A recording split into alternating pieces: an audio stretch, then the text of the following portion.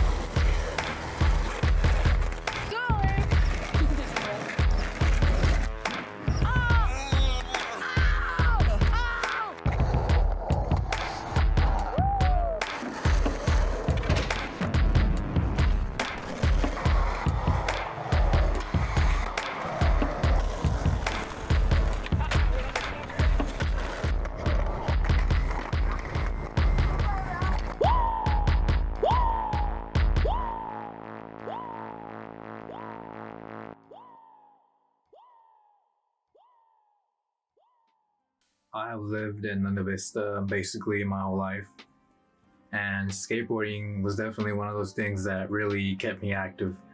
And back when I felt like I had all the time in the world and I could do whatever I wanted to do, it made me feel like I was on top of the world, and it made me feel like nothing really mattered. And even though some people may outgrow skating or just don't skate as much as they used to, it's definitely one of those things that people really carry with them even after they completely stop. It's one of those things that you just don't forget about. I began skating when I was in 5th grade. When I began skateboarding, I didn't really have like a mentor, or I didn't really have anyone to guide me. Everything was definitely still so new. But I did know some skaters. Well, at the time, I just remember seeing people skate around my area, and the people who I ended up hanging out with and skating around, they were definitely a bit older than I was, and at the time, it just felt cool to just like be surrounded by like the older kids and just skate and learn new things and adventure and do so many crazy things that we would do. In the beginning, we were just skating near some yellow apartments. Then I believed some of the skaters lived there. It wasn't much. It really wasn't anything at all. We would just skate on the street, and whenever there was a car, we would just move out the way and just continue after that.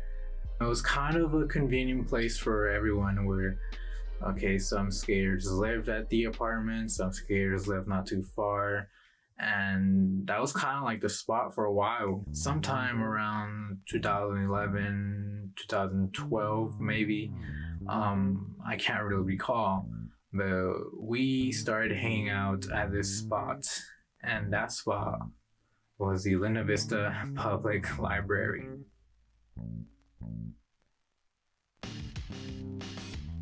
Was it a slight upgrade? I mean, possibly, maybe. It still wasn't much. Just a mani pad. You had a curb you could probably do with slappies on, another curb on the other side of the road.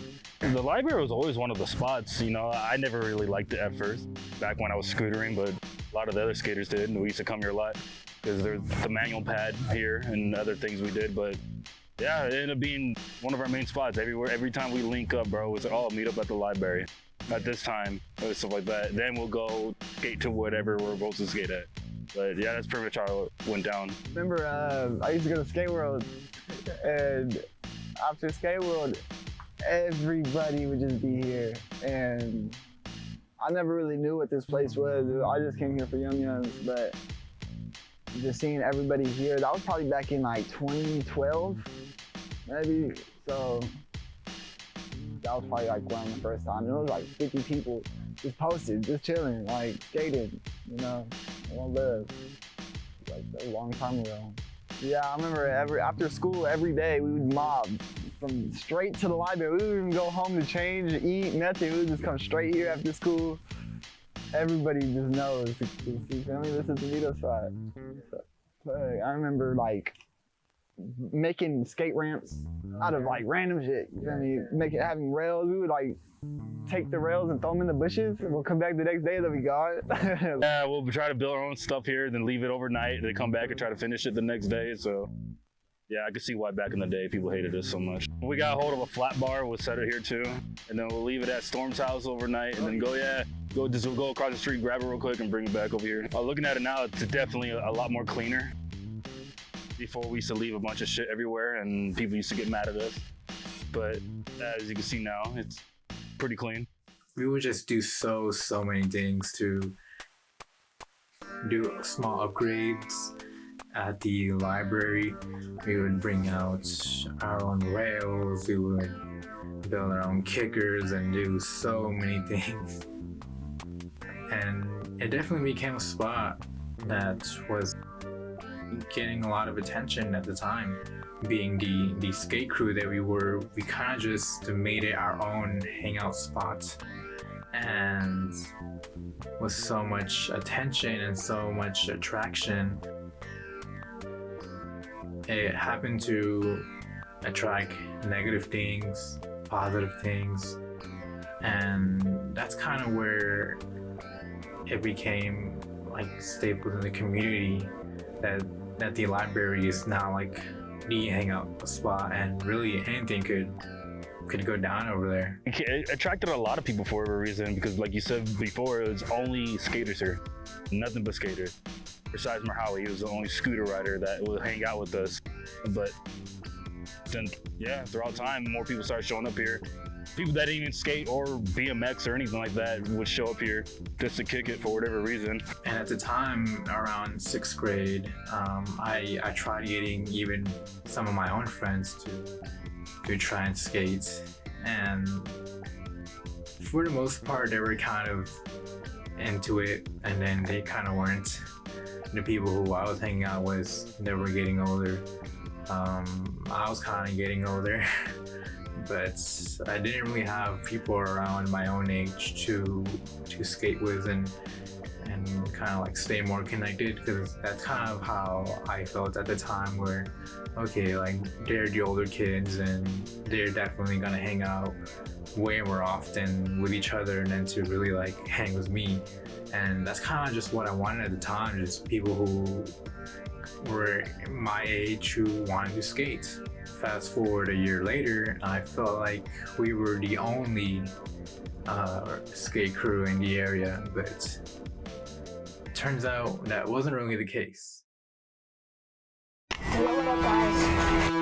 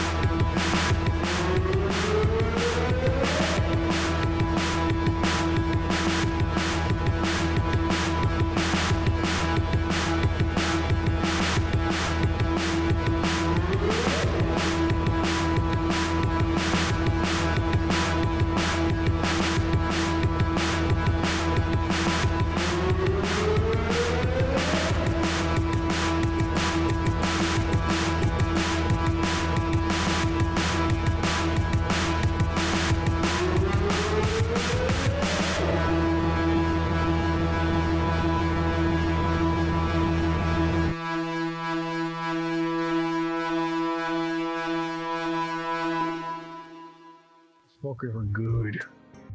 Those fuckers were good. They were better than me. Fucking ollie on the six, I was scared as fuck to do it. I think they did it before I did too. Dude, that was dope. That was fucking dope. I feel like that was like a second generation. Like that was just like a bunch of like young ass like 9, 10, 11-year-olds full sending like up 6 stairs, you feel me? I'm like, whoa, and they got good quick. And I was like, that's honestly cool because I feel like, you feel me, we showed them like, nah, I don't want to say we showed them, but like we helped them get on that board, and then they just took off from there. I mean, they're really creative. They're cool as fuck. You was definitely like the OG minion. We called the minion skaters. Yeah, but she was always young. She was young. In 7th grade, I met a few skaters that were around my age. They were a year younger than me, so they were in 6th grade, I was in 7th grade, and somehow we just started staying connected and skating in our own time. And at the time, I was kind of like a bit late to the party, I guess, because they had been skating for a while and they've already had their own crew in a way. So it kind of felt like a weird switch from hanging out with the older kids who had their own thing going on, and then hanging out with the younger kids and they had their own thing going on. I feel like looking back at it now in hindsight, where I kind of made both crews kind of merge together into one bigger collective, because even though there were still like the LV skaters and the Unleashed skaters, it was kind of like there wouldn't have really been that connection without me, I guess, you know, where, okay, hey, let me show you guys this spot over here. Even, you know, people like Robbie or people like Craig would look at people like John, Joe, and Jacob, like, yo, like these kids could actually skate. At this point, I'm in 7th grade, and at my school, there was this group of bikers and scooter riders. Most of them were a year older than me, so they were in 8th grade. And I remember when they first like started coming around the library, like we just did not get along with the biking scooter gang squad that was going on. And it was kind of like that for a while, where we were just kind of getting irritating of seeing these people just come around. And it wasn't like any like serious beef, but it was just like kids just messing around with other kids. And just looking back at it now, it was just so like funny, because like half of the people who were just not getting along back then are like super close with each other now, and it's just weird how things turn out. And that spot, the library, the Manipad, that's what all kind of made it happen, where now you had people who weren't even just like skating, you know, you had bikers and scooter riders just hanging out there now. And it was just weird, you know, just having this mixture of different groups come together. And then eventually like the word kind of spreads out of what this hangout spot is, and you attract people who don't even skate, don't even bike, they don't ride a scooter. You know, it could just be like the homie, you know, it could be like your friend, and they will just want to hang out at the library. Like, it was known as the skateboarding spot, but at the same time, there was like much more than just skating going on at that point. It's like, it was for a reason we attracted so many people without even trying. We're just here trying to enjoy our time and stuff, you know? So it's like drinking, smoking, bunch of shit is like, and whenever cops came, they'll blame us for all the shit they're doing. It's like, bro, what are you talking about? It's like, oh, you guys are skaters. We're not skaters. I mean, they're not skaters. We are, not them though. It's like, don't blame us. It's like, anything that happened here, we got blamed for. It was funny, but yeah, everything went down here, dude. Shit, we used to have fight nights. Every Friday night, we'll go kick it here. We'll put the boxing gloves on. We saw all kicking each other's asses, bro, and like a bunch of dumb shit, man. The crazy thing is, I don't remember the actual first session I had with everybody. I don't remember that. All I know is like once I started skating with everybody, I started learning a lot more. Like, there was shit I didn't know that was possible. Fucking doing stair sets and shit, fucking doing manual pads, even skating the flat bars. I never thought about skating that shit, so they opened my mind up to more things. The library was slowly getting this reputation of just being the hangout spots, and definitely got a lot of attention. And that's when Chris Limon kind of entered the picture. The very first time I actually met him, I wasn't there at that moment, but I remember I came to the library and I just missed it. They're like, hey, you know, all the homies were like, hey, this guy said he could help us get a skate park. I'm like, what? Which guy? What are you talking about? So we're just leaning against the wall, just talking about it. And he came back and started talking to us. He's like, hey, man, he was like, you know, I'm being serious. I could help you guys get a skate park, man, but you guys got to take it seriously. So we're like, okay, yeah, sure, whatever. But in the back of our heads, we're like, yeah, okay, like we heard that before type shit. But no, he ended up getting us a meeting with the council, the neighborhood council, whatever they call it. And I remember it was in March of 2013. It was our first ever skate park meeting. And the rest is history, of course. He would just talk about getting us a skate park. And at the time, I guess many of us didn't really think much of it, you know, because he was definitely like passing around the area like a bit often, and it was just weird that someone could want to do that for us, you know. He could have easily just minded his own business and continued on with the day, but he was definitely that person to kind of look for triumph in us and wanted us to kind of just not skate at the library and actually get a skate park for the neighborhood. Chris just stayed in touch with all of us. He kept on coming around the library and kind of just telling us small updates of what was going on, and it really took a lot for like us to really kind of like trust in him, I guess. And like the first step, I believe, was getting like a couple of signatures from people to say like, hey, like, yeah, like we want a skate park here in Linda Vista. Yeah, and I remember I was going all around freaking school, having everybody sign them. Forgot how much we got signed. I think it was a little over 1,500, if I'm not mistaken. I seen him, and then I saw like his wife or his girlfriend at the time.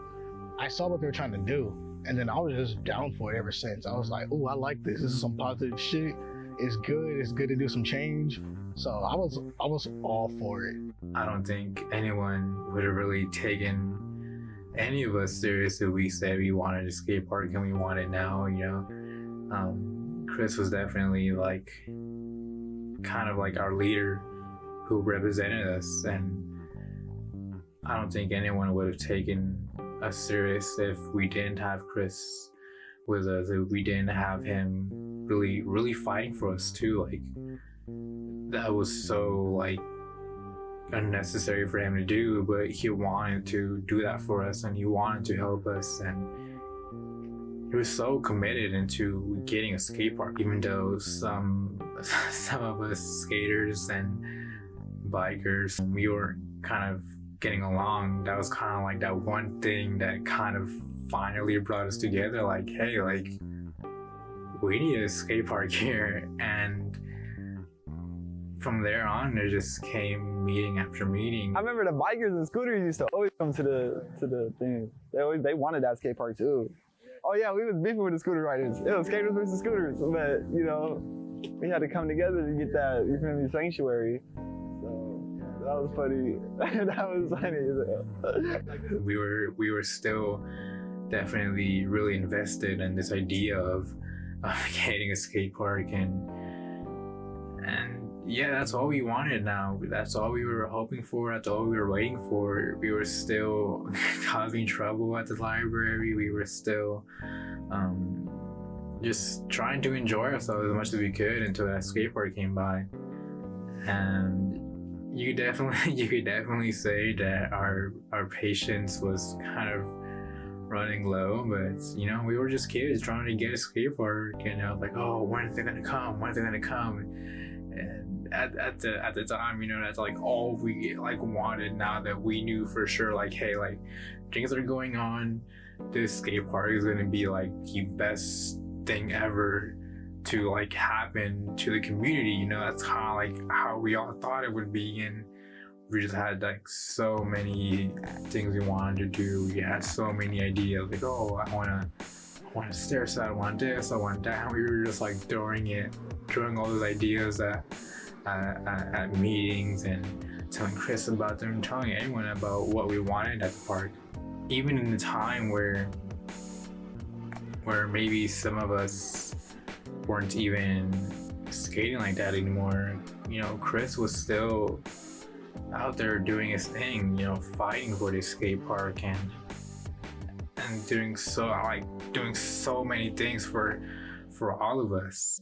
And it felt like he was kind of our hero, or he would listen to us and really care for the community, and everything just felt so genuine.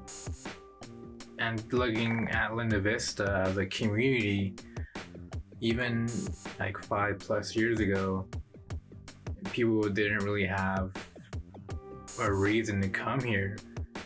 People really didn't have a reason to visit here or want to stay here.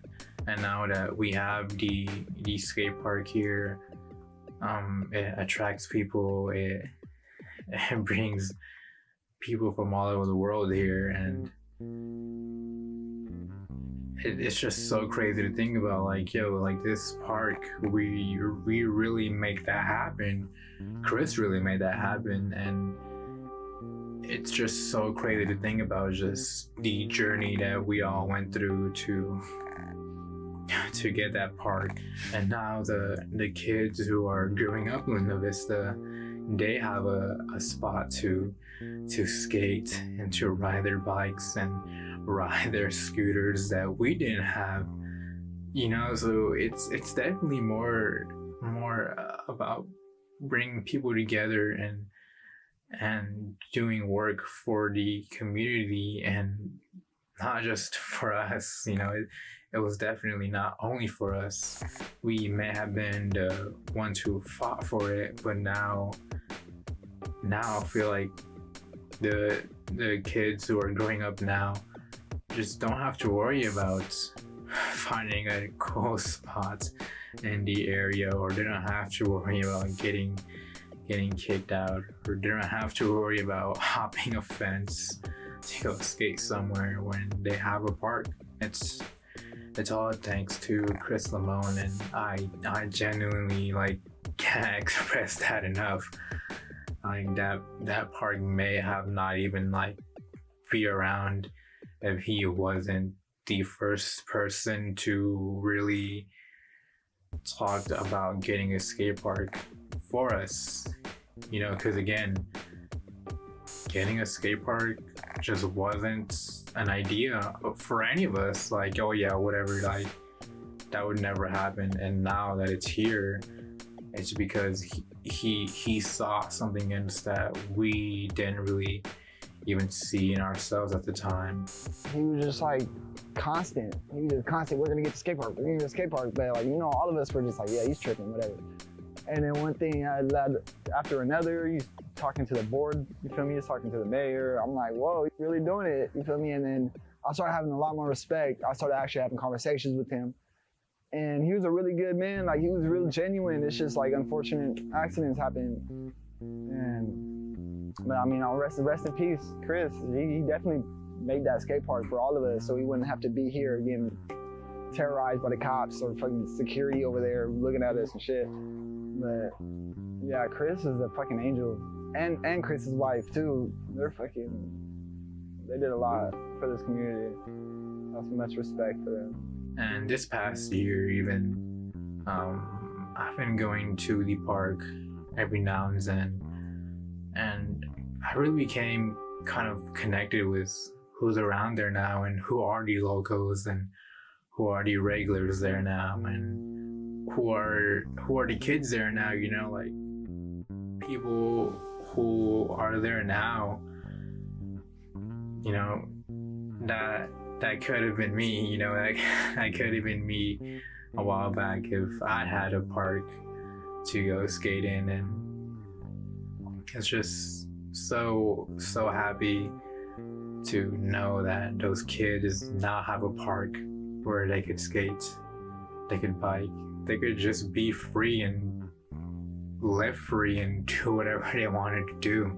I just want that place to really be the spot for them, kind of like how the library was the spot for us. To have the park built, it's fucking insane. Just looking at it, every day I'm just like, I played a part in this. I played a part in it. I was just like, every single time I see it, I'm happy about it. And the few years of trying to get this small documentary together, I had reached out to Chris Limon, and even when I sent him a text of the idea of having this small little documentary made, even when it was just an idea where I was slowly getting started and getting everything together, just his energy from the way he was texting me, you could tell that he was just so on board for it. He was so like still committed even after we had gotten the skate park, even after the park had been out for like 2 years. He was still so eager to really get this story out and really be of help.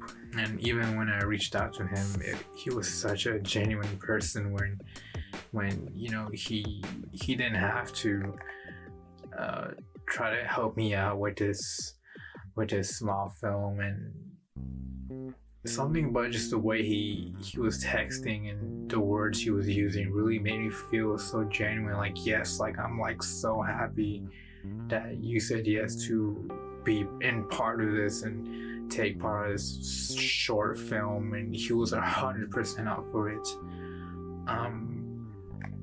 But unfortunately, he is not here with us today, and I honestly don't even know how I could conclude everything without even having a final message from Chris and really getting his statements on why he was doing this and why did he care so much.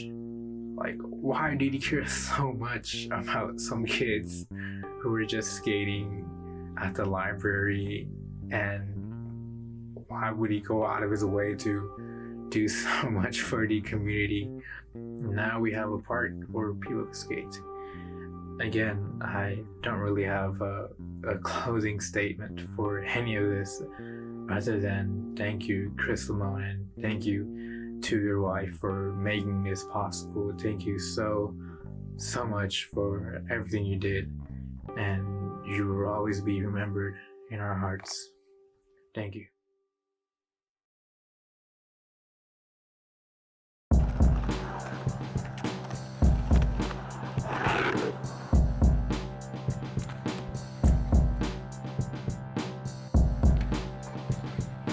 What's up, everybody? We're at the Linda Vista Multicultural Fair, trying to support other skaters as well. We get a Linda Vista Skatepark.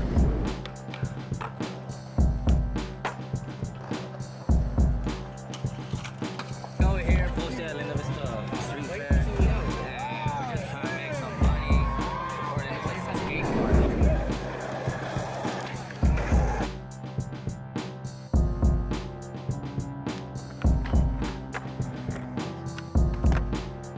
So, best skate park in the United States, what is it? Ooh, I really like the Linda Vista Skatepark here in San Diego.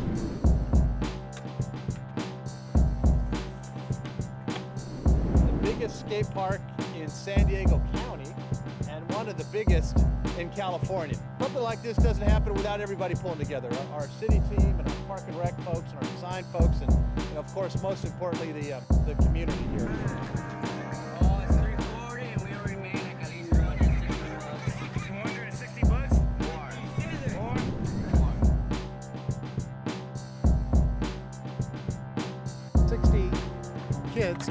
to a Linda Vista Town Council meeting, and I think by some pushing as well.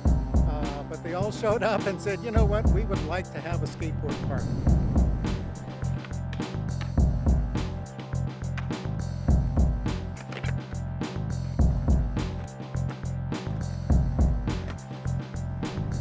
Chris Limon grew up in Linda Vista and first brought up the idea. When we originally started out, we were happy with just getting the kids out of the parking lot